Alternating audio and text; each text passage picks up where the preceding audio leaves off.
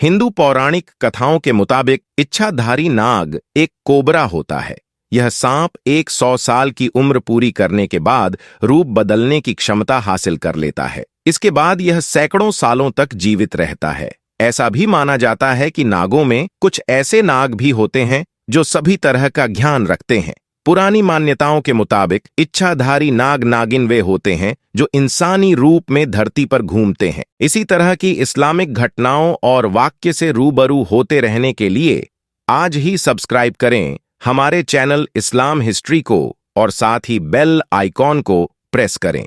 हालांकि वह किसी भी वक्त सांप का रूप धर सकते हैं। ऐसा भी माना जाता है कि इस तरह के इच्छाधारी सांप कोई भी रूप ले सकते हैं और सबके बीच सामान्य इंसानों की तरह रह सकते हैं। यह भी कहा जाता है कि तक्षक नामक सांप की आयु 900 वर्ष तक की होती है। ऐसा माना जाता है कि प्राचीन समय में धरती पर कई देवताओं ने अवतार लिया था, जिसमें से कई ने सांप के रूप में भी जन्म लिया था। हमारे ग्रंथों में भी इच्छाधारी नाग नागिन के कई सारी कहानियां मौजूद है। हिंदू ग्रंथों के अनुसार इच्छाधारी नाग नागिन होने की बात साबित होती है। ऐसे में एक सच्ची घटना आज हम आपको बताने वाले हैं, जो कि बिहार के दरभंगा के एक गांव में घटित हुई, जो कि जंगल के बिल्कुल करीब बसा हुआ है। इसी गांव में करम और आयुष नाम के दो व्यक्ति रहते थे।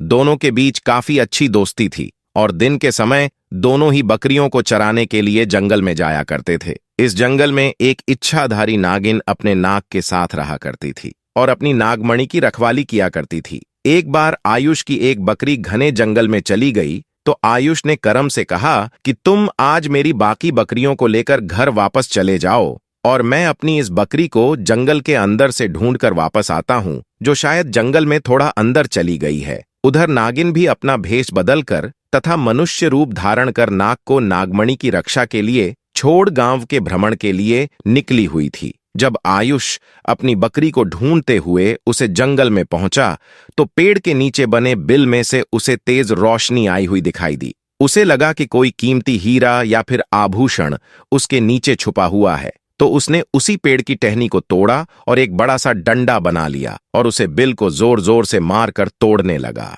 उस बिल को तोड़ते समय आयुष बहुत तेजी से डंडे से वार कर रहा था, जिसमें से 2 चोट नाग के बिल के अंदर मौजूद नाग पर लग गई और नाग ने इस समय अपना दम तोड़ दिया।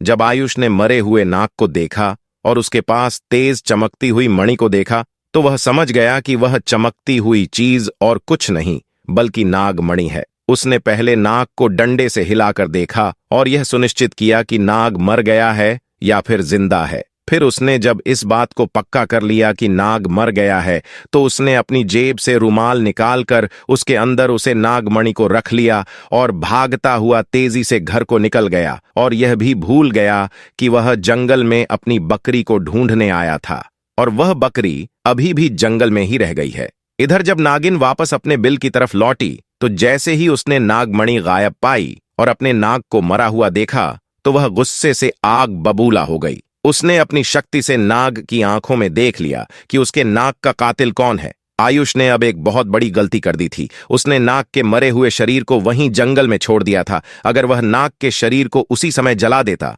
तो शायद नागिन को उसके बारे में कभी पता ही नहीं चलता। उधर आयुष बहुत खुश था क्योंकि उसे दुनिया की सबसे शक्तिशाली चीज मिल चुकी थी, यानी नागमणि मिल चुकी थी। आयुष जब घर पहुंचा तो सबसे पहले उसने नागमणि अपने हाथ में पकड़ी और यह इच्छा जाहिर की कि जो बकरी जंगल में खो गई है वह मुझे वापस मिल जाए। तो दोस्तों, चमत्कार हुआ।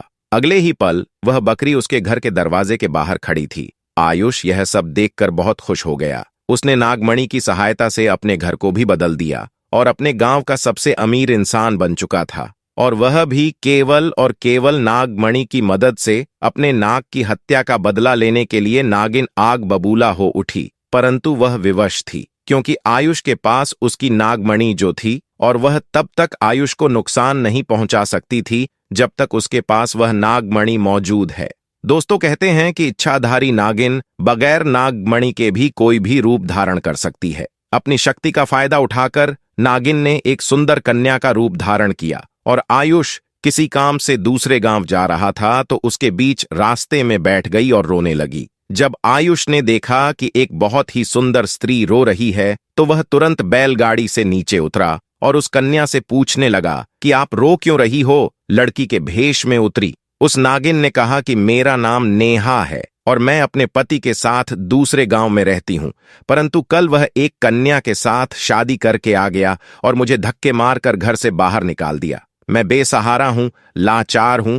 आयुष को उस स्त्री पर तरस आ गया और उसकी सुंदरता से आयुष बहुत ज्यादा मोहित भी हुआ और उसे अपने घर ले गया। धीरे धीरे नागिन और आयुष के बीच में दोस्ती शुरू हो गई और यह दोस्ती इतनी गहरी होती चली गई कि आयुष को पता ही नहीं चला कि कब वह उस स्त्री के प्यार में फंस चुका था।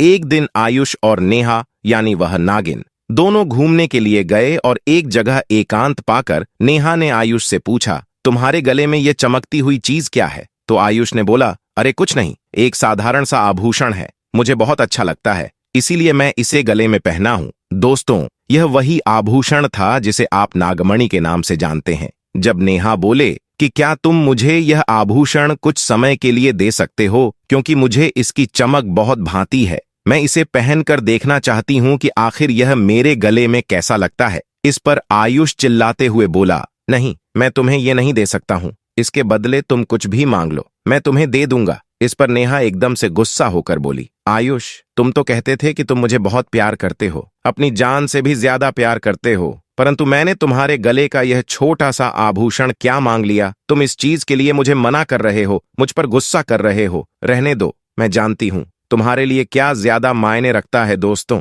फिर आयुष ने न चाहते हुए भी वह आभूषण नेहा को दे दिया और नेहा को देते हुए ये बोला कि ठीक है, कुछ समय के लिए तुम इसे पहन सकती हो, परंतु ध्यान से नेहा इसे घुमा मत देना। नेहा के हाथ में जैसे ही वह नागमणि आई, नेहा का रूप एकदम बदलने लगा। केवल एक पल में ही वह एक सुंदर स्त्री से एक भयानक नागिन के रूप में परिवर्तित हो गई। उसका चेहरा बिल्कुल नाग सा हो गया। उसने कई बार आयुष को डसा और डस कर उसे मार दिया। नागिन का बदला पूरा हो चुका था। दोस्तों, उसने अपने नाक का बदला ले लिया था। दोस्तों, तब से यह नागिन इसी गांव में अपने नाक के लिए 500 सालों से आज भी जिंदा है। इसके बाद से वहां कुछ ऐसी घटनाएं सुनने में आई हैं जिसे सुनकर हर कोई हैरान है। वहां के स्थानीय लोगों का कहना है कि उन्होंने एक नागिन को महादेव की पूजा करते देखा है और इसके बाद अचानक वो नागिन कहां गायब हो जाती है, किसी को नहीं मालूम। जब इस बारे में गांव के मंदिर के पुजारी जी से बात की गई तो मंदिर के पुजारी का कहना है कि अपने नाग की मौत के बाद से ही नागिन भयंकर रूप धारण करके अपने नाग को ढूंढ रही है और जिस तरह से पिछले 500 सालों से महादेव की पूजा करती थी, आज भी वही करती आ रही है।